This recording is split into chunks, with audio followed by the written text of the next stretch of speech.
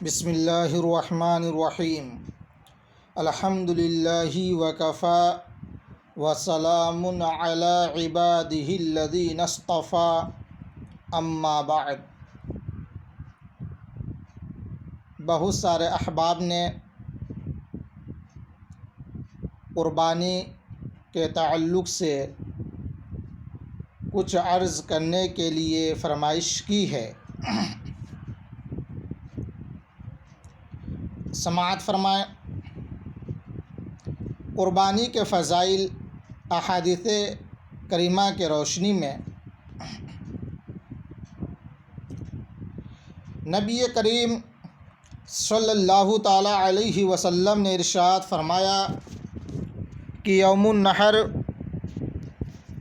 یعنی 10 ذی الحجہ میں ابن آدم کا کوئی عمل اللہ تعالیٰ کے نزدیک خون بہانے یعنی قربانی کرنے سے زیادہ پیارا نہیں، اور وہ جانور قیامت کے دن اپنی سینگ اور بال اور کھروں کے ساتھ آئے گا، اور قربانی کا خون زمین پر گرنے سے قبل مقام قبول میں پہنچ جاتا ہے، لہٰذا اس کو خوش دلی سے کرو۔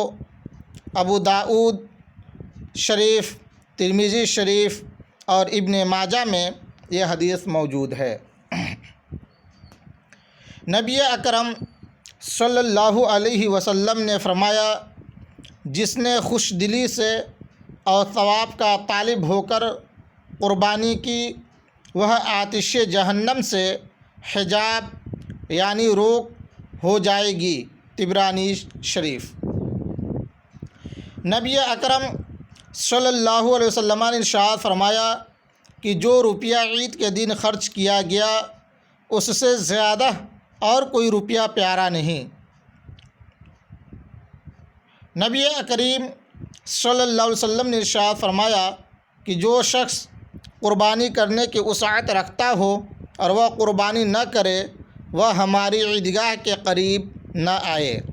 ابن ماجہ شریف۔ صحابہ کرام نے حضور سید عالم صلی اللہ علیہ وسلم سے عرض کی کہ یا رسول اللہ صلی اللہ علیہ وسلم، یہ قربانیاں کیا ہیں؟ فرمایا کہ تمہارے باپ حضرت ابراہیم علیہ السلام کی سنت ہے۔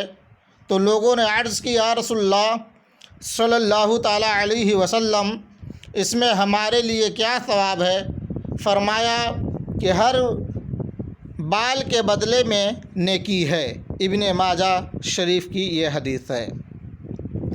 حضور سید عالم صلی اللہ علیہ وسلم نے عید اضحیٰ کے دن فرمایا کہ سب سے پہلے جو کام آج ہم کریں گے وہ یہ ہے کہ نماز پڑھیں گے، پھر اس کے بعد قربانی کریں گے۔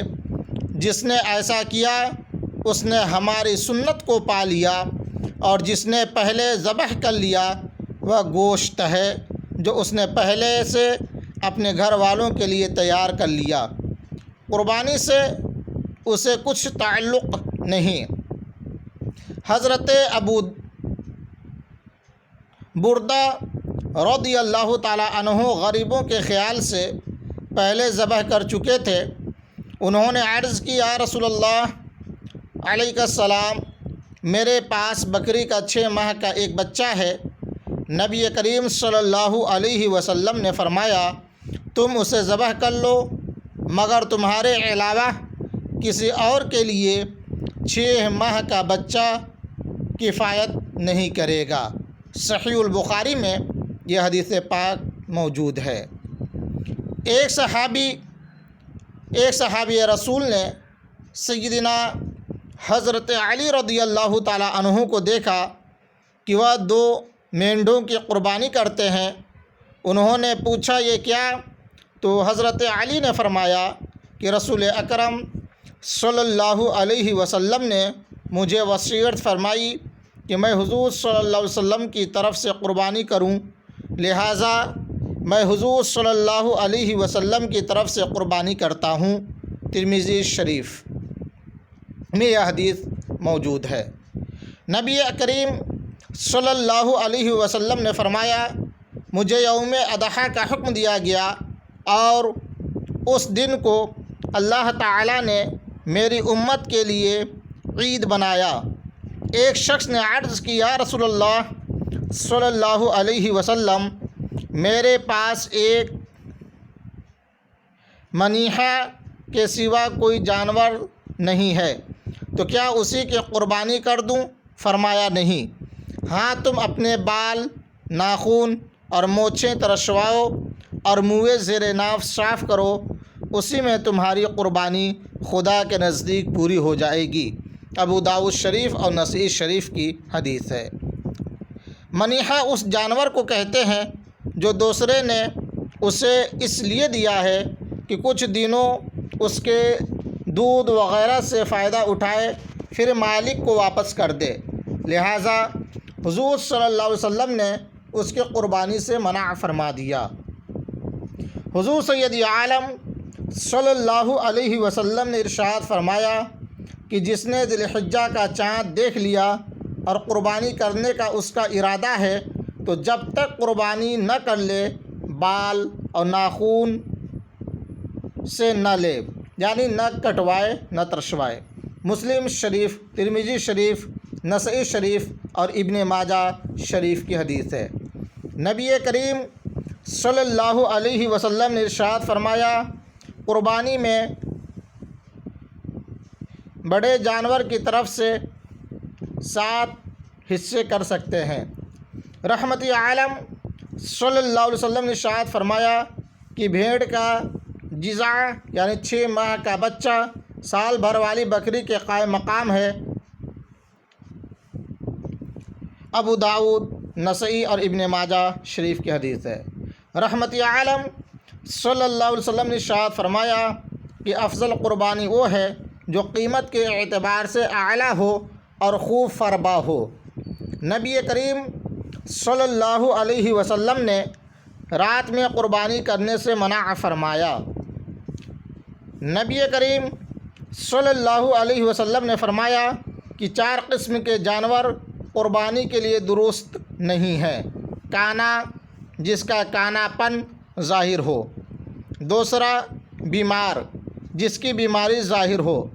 تیسرا، لنگڑا، جس کا لنگ ظاہر ہو۔ چوتھا، لاغر، جس کی ہڈیوں میں مغز نہ ہو۔ ان جانوروں کی قربانی کرنا درست نہیں ہے۔ یہ حدیث ترمذی شریف، ابو داؤد شریف اور نسائی شریف اور ابن ماجہ شریف میں موجود ہے۔ حضرت علی رضی اللہ تعالیٰ عنہ سے روایت ہے کہ نبی کریم صلی اللہ علیہ وسلم نے کان کٹے ہوئے اور سینگ ٹوٹے ہوئے کی قربانی سے منع فرمایا۔ ابن ماجہ شریف۔ حضرت علی کرم اللہ تعالیٰ وجہ الکریم سے روایت ہے کہ نبی کریم صلی اللہ علیہ وسلم نے فرمایا کہ جانوروں کے کان اور آنکھیں غور سے دیکھ لو اور اس کی قربانی نہ کرو جس کے کان کا اگلا حصہ کٹا ہو، اور نہ اس کی جس کے کان کا پچھلا حصہ کٹا ہو، اور نہ اس کی جس کا کان پھٹا ہو یا کان میں سوراخ ہو۔ حضور علیہ الصلاۃ والسلام عیدگاہ میں نحر و ذبح فرماتے تھے۔ اب انشاءاللہ قربانی کے مسائل بھی عنقریب آپ حضرات کے سامنے پیش کروں گا۔